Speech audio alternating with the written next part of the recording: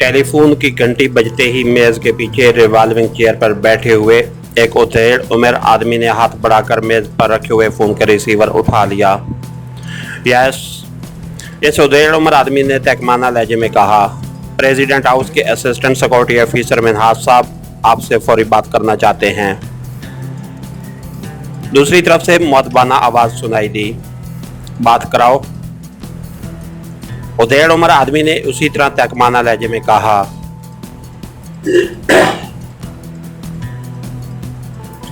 Hello, मैं मिन्हाज बोल रहा हूं जनाब। चंद लम्हों बाद एक आवाज सुनाई दी, यस, क्या बात है? उधेड़ उम्र आदमी ने उसी तरह तहकमाना लहजे में कहा, सदर साहब के मिलिट्री सेक्रेटरी कर्नल राशिद ने खुदकुशी कर ली है जनाब। दूसरी तरफ से कहा गया तो उधेड़ उम्र आदमी बेख्तियार उछल पड़ा। क्या क्या कह रहे हो? उधेड़ उम्र आदमी ने हैरत भरे लहजे में कहा,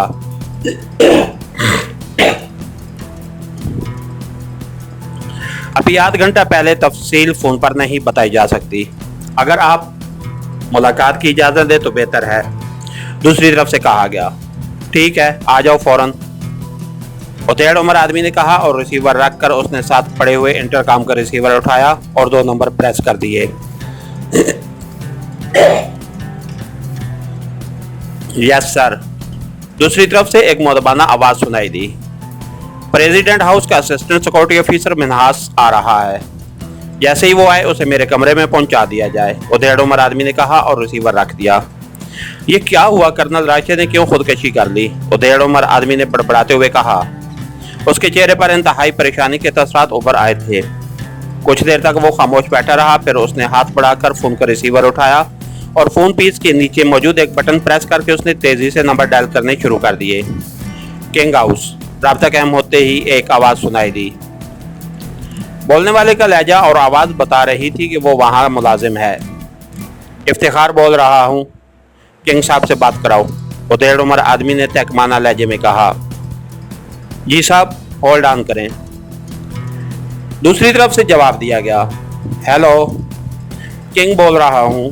चंद लम्हों बाद एक भारी सी आवाज सुनाई दी, इफ्तिखार बोल रहा हूं। अभी अभी मुझे इत्तला मिली है कि प्रेसिडेंट के military secretary colonel Rashid Khan ने खुदकुशी कर ली है। उधेड़ उम्र आदमी ने कहा, ओह, मगर क्यों? क्या कोई खास बात हो गई थी? दूसरी तरफ से चौंके हुए लहजे में पूछा। अभी तफसीलात मालूम नहीं हुई। वहां हमारा एक आदमी मौजूद है, उसने फोन पर इत्तला दी है, लेकिन उसका कहना है कि फोन पर तफसीलात नहीं बताई जा सकती।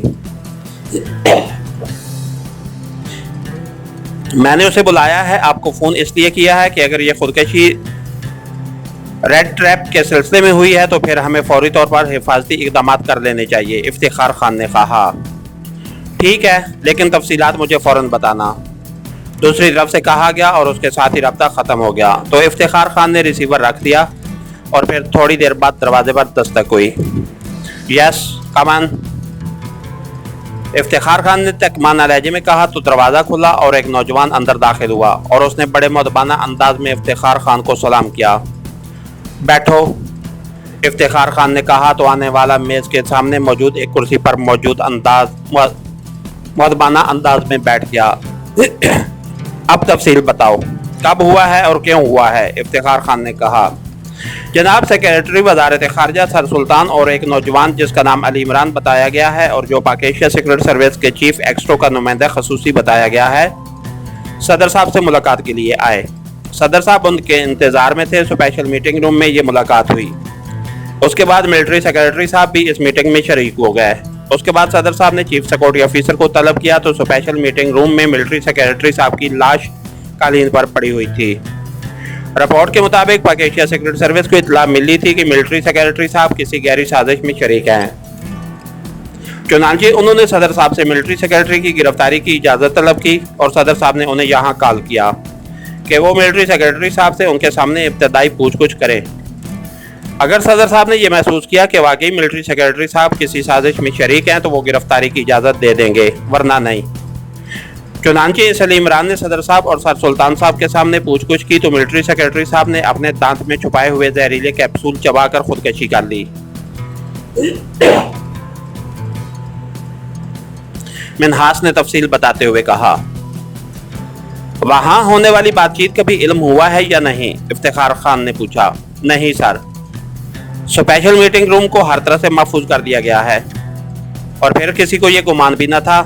ये तो जब मिलिट्री सेक्रेटरी की लाश आई और रिपोर्ट तैयार हुई तब इस बात का इल्म हो सका है।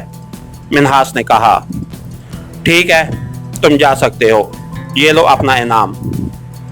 इफ्तिखार खान ने मेज की दराज खोलकर एक सुर्ख रंग का कार्ड निकालकर मिन्हास की तरफ फेंकते हुए कहा, थैंक यू सर।